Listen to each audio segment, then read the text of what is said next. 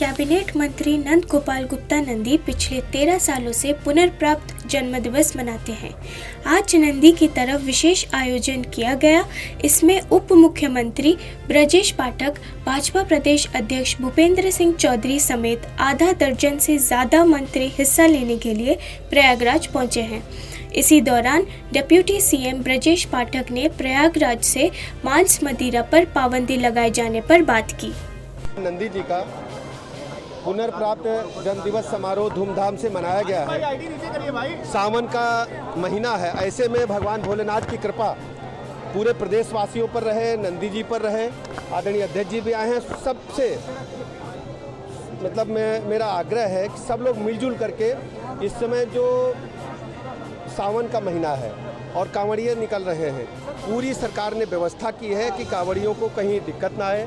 सड़क साफ की जा रही है, फूलों से वर्षा हो रही है और ये श्रावण मास पुण्य का महीना है। और सबसे खास बात, इस बार सावन लौंद का महीना हमारे यहाँ बोला जाता है कि इस बार जो है 2 महीने सावन का पूजा होगा और भगवान भोलेनाथ की कृपा पूरे प्रदेशवासियों पर बरसे, ऐसी मैं कामना प्रभु से करता हूँ और नंदी जी को बहुत बहुत शुभकामनाएं और बधाइयाँ देता हूँ।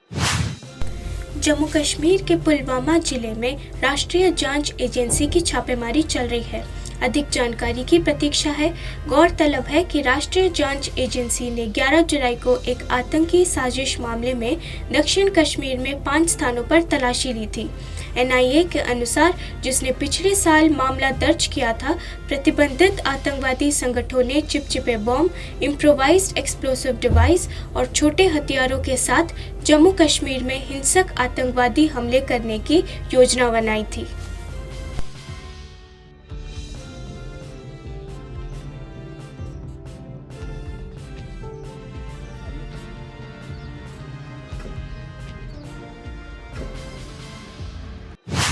प्रधानमंत्री नरेंद्र मोदी फ्रांस की अपनी 2 दिवसीय यात्रा के लिए विमान से रवाना हुए। पीएम मोदी फ्रांस के राष्ट्रपति इमैनुअल मैक्रोन के निमंत्रण पर बैस्टिल डे परेड में सम्मानित अतिथि के रूप में भाग लेने के लिए फ्रांस का दौरा कर रहे हैं। वो 2009 में मनमोहन सिंह के बाद परेड में सम्मानित अतिथि बनने वाले दूसरे भारतीय प्रधानमंत्री होंगे। प्रधानमंत्री नरेंद्र मोदी की फ्रांस यात्रा से भारत और फ्रांस के बीच आर्थिक सहयोग को बढ़ावा मिलने और यूरोपीय संघ और भारत के बीच व्यापक रणनीतिक संबंधों को आकार मिलने की संभावना है। फ्रांस की यात्रा के बाद प्रधानमंत्री मोदी 15 जुलाई को यूएई का भी दौरा करेंगे।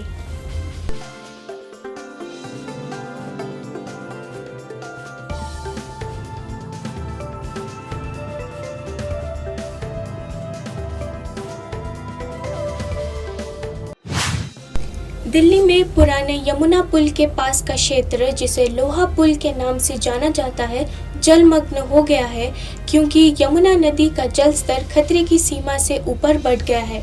12 जुलाई को पुराने रेलवे ब्रिज ORB पर यमुना नदी का जल स्तर खतरे के निशान को पार कर गया है और 208.5 मीटर दर्ज किया गया है।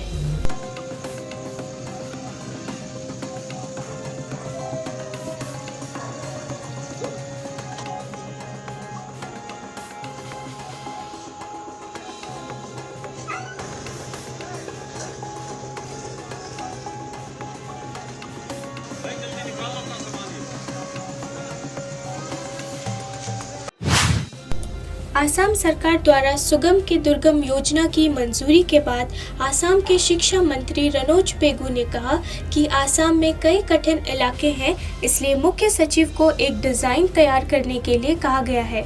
ये कार्यक्रम, जिसमें प्रत्येक राज्य सरकार के कर्मचारी को दुर्गम क्षेत्र के रूप में निर्दिष्ट क्षेत्रों में अपनी सेवा के दौरान 3 से 5 साल की अवधि के लिए सेवा करने की आवश्यकता होगी। रनोज पेगू ने ये कहा, हमारे पास कठिन इलाके हैं, इसलिए मुख्य सचिव को एक कार्यक्रम तैयार करने के लिए कहा गया है, जिसके तहत प्रत्येक राज्य सरकार के कर्मचारी के लिए दुर्गम क्षेत्र के रूप में निर्दिष्ट क्षेत्रों में अपनी सेवा के दौरान 3 से 5 साल की अवधि के लिए सेवा करना अनिवार्य होगा। We have deficiencies in the number of length in national highway.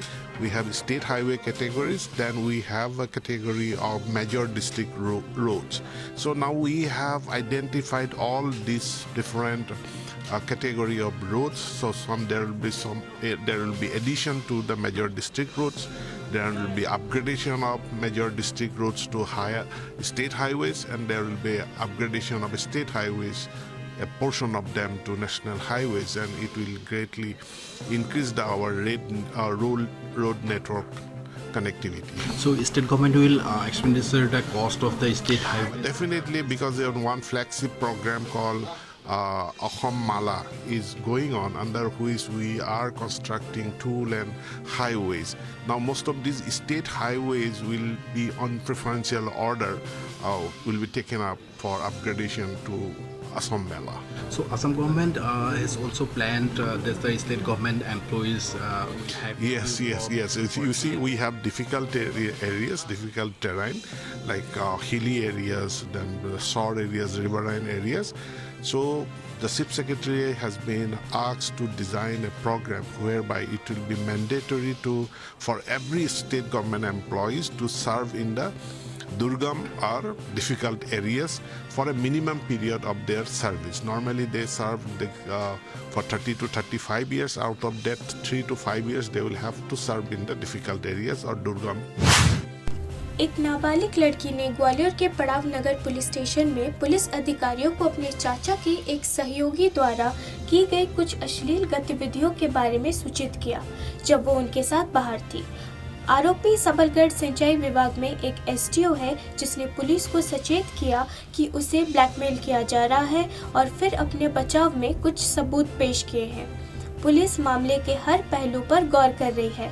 Vijay Singh Bhadauria DSP Gwalior का ये कहना है कि पड़ाव थाने में एक नाबालिग लड़की ने बताया कि वो अपने मामा मामी के साथ घूमने आई थी। उसके एक परिचित ने उसके साथ अश्लील हरकत की। आरोपी मुरैना जिला के सबलगढ़ में सिंचाई विभाग में एसडीओ है। मामले में आरोपी का कहना है कि उसे ब्लैकमेल किया जा रहा था। उसने कुछ सबूत भी पेश किए हैं। सभी पहलू की जांच किए जा रहे हैं। पहले एसडीओ के द्वारा जो एप्लीकेशन दी गई थी तो उनके तथ्यों पर भी हमने जानकारियाँ दी थी, उस पर भी पुलिस अपने अनुसंधान की दिशा कर रखा है।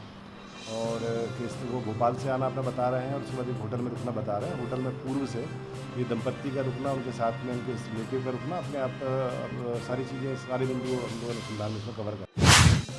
गुजरात के कच्छ पुलिस ने 5 लोगों को गिरफ्तार किया है और 350 ग्राम नशीली दवाएं बरामद की।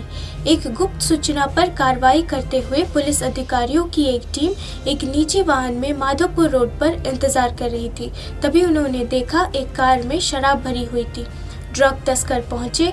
पुलिस के अनुसार जब उन्हें रुकने के लिए कहा गया तो फेरी वालों ने भागने का प्रयास किया। पुलिस ने हस्तक्षेप किया और कार के टायर पर गोली चला दी। पकड़े गए सभी पेडलर पंजाब के हैं। अधिकारियों के मुताबिक गोलीबारी में कोई हताहत नहीं हुआ है। कच्छ के एसपी करणराज बाघेला का ये कहना है कि हमें ब्रेजा गाड़ी में 5 लोगों के ड्रग सप्लाई करने आने की सूचना मिली थी। हमारी टीम एक निजी वाहन में माधोपुर रोड पर इंतजार कर रही थी। हमने गाड़ी को रोकने की कोशिश की लेकिन वो मुख्य सड़क से भागने लगे। हमने कार के टायर पर गोली चलाकर उन्हें रोका। हमारी टीम ने 5 लोगों को गिरफ्तार किया है। उनके पास से हमें 350 ग्राम ड्रग्स मिली हैं। ये सभी पंजाब के रहने वाले हैं। आगे की कार्रवाई की जा रही है। गोलीबारी में किसी भी तरह से कोई घायल नहीं हुआ है। एसओजी टीम और क्राइम ब्रांच की टीम को बहुत बड़ी सफलता मिली है। एक हमें हकीकत मिली थी कि माधापुर रोड पे एक पर्टिकुलर गाड़ी में 5 जितने लोग ड्रग्स सप्लाई करने आ रहे हैं।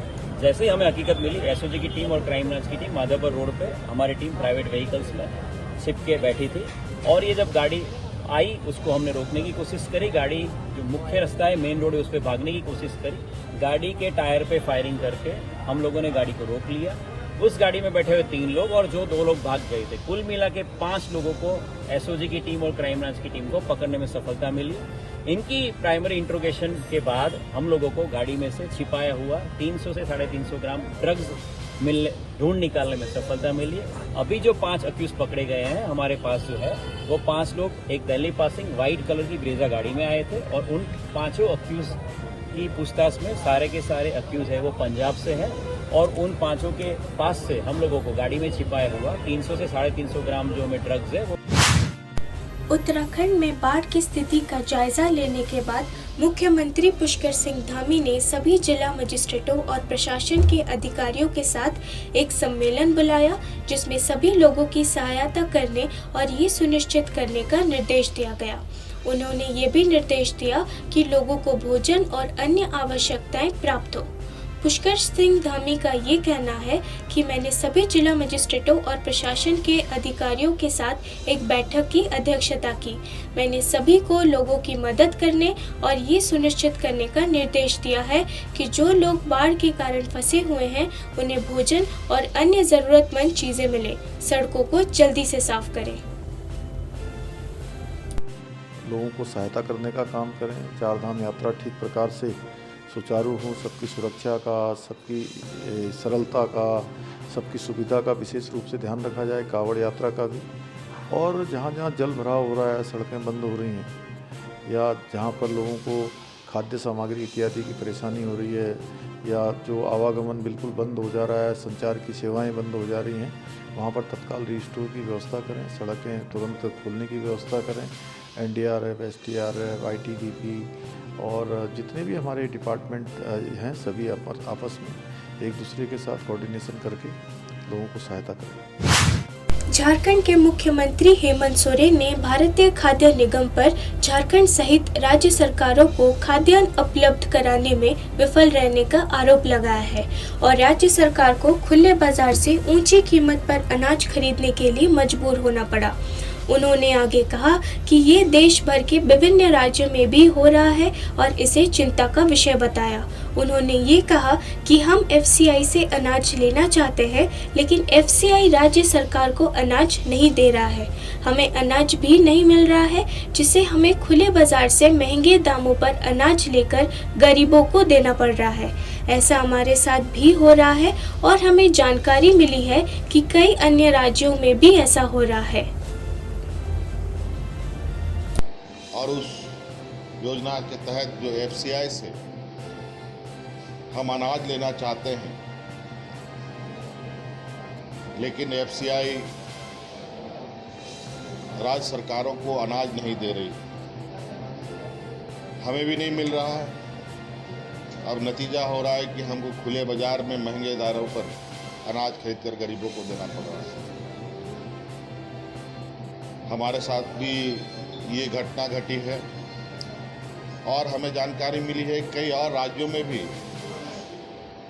FCI अनाज नहीं दे रही। ये काफ़ी चिंता का विषय है।